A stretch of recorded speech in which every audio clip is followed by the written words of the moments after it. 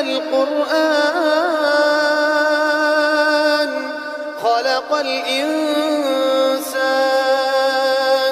علمه البيان الشمس والقمر بحسبان والنجم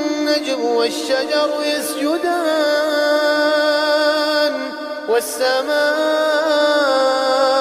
رفعها ووضع الميزان ألا تطغوا في الميزان وأقيموا الوزن بالقسط ولا تخسروا الميزان والأرض وضعها للأنام فيها فاكهة